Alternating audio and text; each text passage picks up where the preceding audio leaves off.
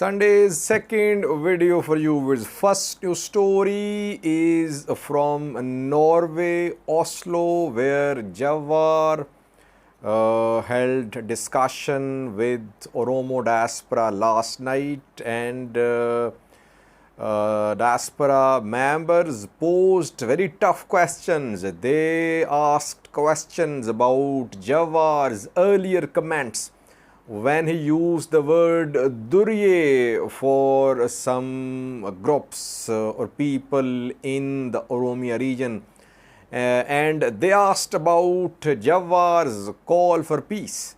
That was Jawar preaching disarming of Oromo Liberation Army. What did Jawar say? What is Jawar's plan for peace? He tried to clarify in last night's appearance in Oslo. Second news story is from Somaliland, where we have been reporting about tensions between the opposition and the government.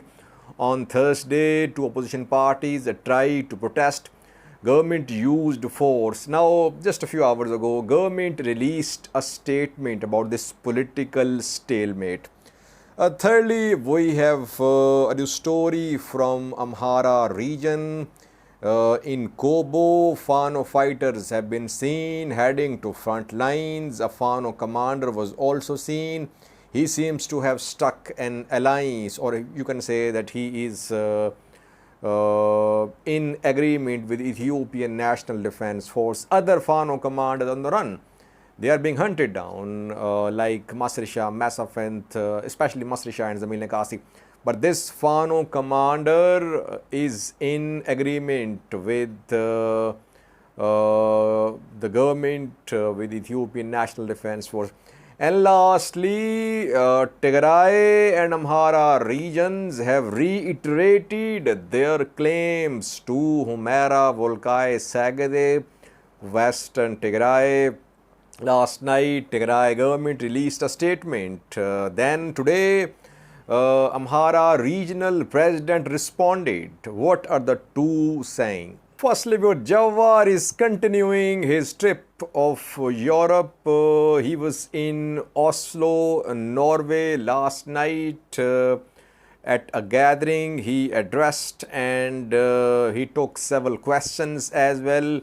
His last three sessions have been very interactive. He spoke and he took questions and tried to respond to questions as well. Some very tough questions were posed. Two Oromo artists spoke there. Hayilio Kitaba and Mukhtar Usman are two Oromo artists. They asked questions, and some other Oromo diaspora community members asked questions, very tough questions. What were the questions? Firstly, in a previous program a few days ago, Jawar used the word Durye, which means bandits, thugs, bullies. He said Duryes were playing with the lives of innocent people in Guji and Valaga.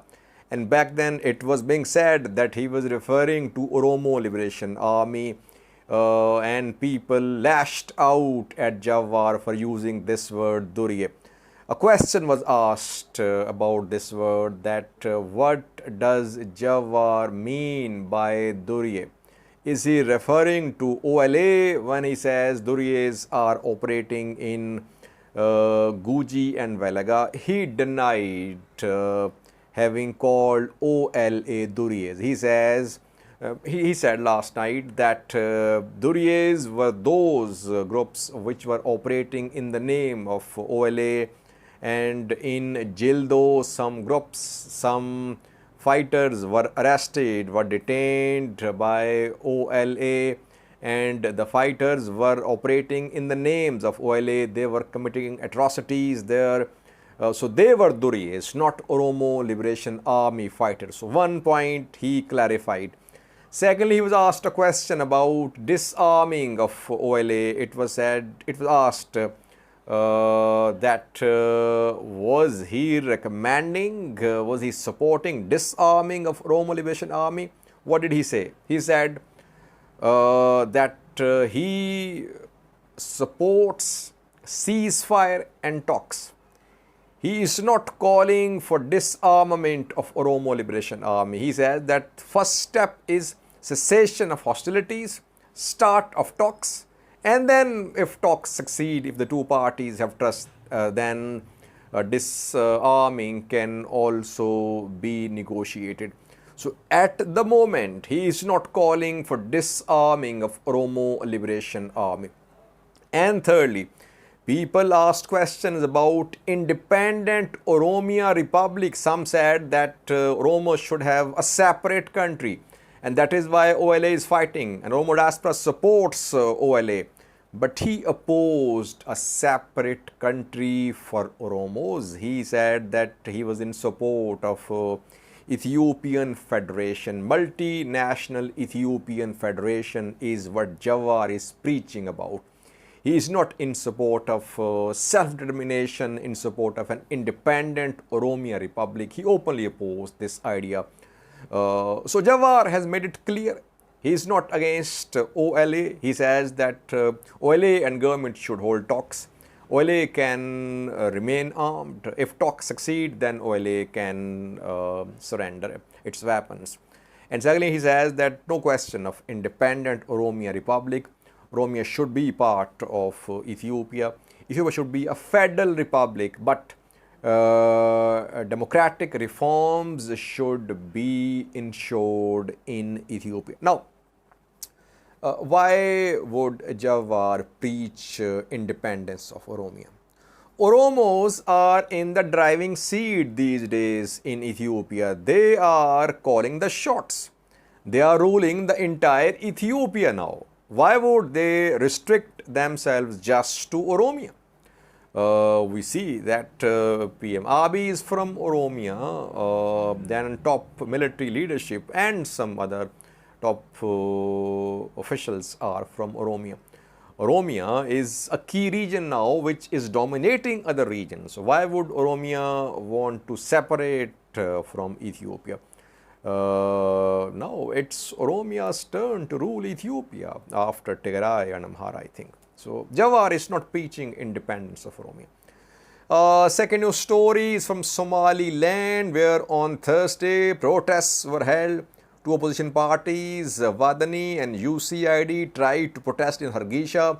Police used force. Several politicians, political workers were arrested, some beaten as well. Now government is offering the two parties, Wadani and UCID, to sit and talk. A statement has been released by Somaliland's government. Somaliland government says that it is ready to start a dialogue. It is offering dialogue to opposition parties. Instead of protesting, opposition parties should become part of this dialogue. The statement further says that remaining members of National Election Commission of Somaliland have been appointed by the President Musi Abdi in consultation with the House of Elders and three political parties. The President is sincere in steering the country towards next presidential election. If there are any issues, then dialogue should start. Let's see, will opposition parties be part of this dialogue or not? On Saturday, yesterday, a protest was planned by opposition parties, but they postponed the protest. So now opposition is being offered by the government to be part of dialogue. Musi Abdi today was in Erigavo city, which is in Sanag zone of Somalia, disputed territory between Somalia and Somaliland. Here reportedly, when Musi Abdi visited the city, some protesters protested peacefully against Musi Abdi. So tensions are still there. International community is urging Somaliland's government and opposition parties to resolve outstanding disputes through dialogue, not through confrontation. Will UCID and Wadani be part of dialogue? That remains to be seen. The two parties have their reservations about registration of new political parties and intra-party elections. Will these issues be resolved or not? That remains to be seen. Thirdly, viewers, we have a new story from Kobo where pro-government Fano fighters have been seen heading to some front line, and the Fano commander was also seen there. His name is Mehre Vodajo. He is East Amhara Fano commander. A few weeks ago, he was arrested by Ethiopian National Defense Force, I think in Woldia. Then we saw protests in support of Mere Vodajo. Now he is in alliance, he is in agreement with Ethiopian National Defense Force. He was seen leading his fighters in Kobo a few hours ago. It means that Mere Vodajo is now in alliance with Ethiopian National Defense Force. Or you can say that East Amhara Fano is under the control of Ethiopian National Defense Force. But problem is in Gojam and Gondar, especially in Gojam, where two top commanders, Zamine Kasi and Masri Shah, are on the run. Their house is under siege, their family members being harassed, and in Gondar as well. And thousands have been arrested so far, mostly in Gojam and some in Gondar too. But in Volo, it seems that Mere Vodajo and another Muslim commander, Hassan Kiramo, they are not opposing regional government and Ethiopian National Defense Force. That is why we're seeing recruitments continue in Volo, South Volo, North Volo, where these commander Hassan Kiramo and Mere Vodajo as well are now working in collaboration with Ethiopian National Defense Force. Lastly, was very important news story. Both Tigray and Amhara regions have reiterated their conflicting claims to Humera Wolkait Sagade. Western Tigray. Last night, Tigray government released an official statement in response to an article published by Le Monde, French newspaper, which claimed that Tigray had abandoned its position, its claim to Western Tigray that Tigray was going to start talks with Ethiopian government in Tanzania in coming days. And before that, Tigray had softened its position about its claim to Western Tigray. But then we saw that last night Tigray government denied. Tigray government said that the article was false. Tigray government's position about Western Tigray was unchanged, and the statement concluded by saying Western Tigray is non-negotiable. Tigray will retake this territory politically, militarily, whatever way it will have to adopt, it will, but it will take back Western Tigray. Then today, Amhara regional president responded. In the previous video, I reported about his appearance in Gondar city today. Yelkal Kifale was in Gondar city today, where he addressed a gathering, a religious gathering, public gathering. Muslims, Christians were there in Gondar. More than a month ago, several Muslims, more than a dozen Muslims were killed in religious violence. And today he was there, Yelkal Kifale, to preach religious harmony more than a month after the incident. And during his speech there, he spoke about Wolkait as well. What did he say? He said, Wolkait is our red line. No talks.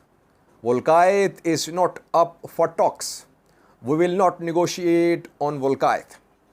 So you see, Tigray says Western Tigray is non-negotiable. Yelkal Kifale says Wolkait is red line. We won't negotiate on Wolkait. So core issue, one of the core issues is still unresolved, though progress is being made towards cessation of hostilities. Aid is being delivered to Tigray. A truce was announced, but core issue is still unresolved. Can it be resolved? That's a very important question. Will the two sides step back a little from their rigid positions about Western Tigray? That remains to be seen. Thank you for watching.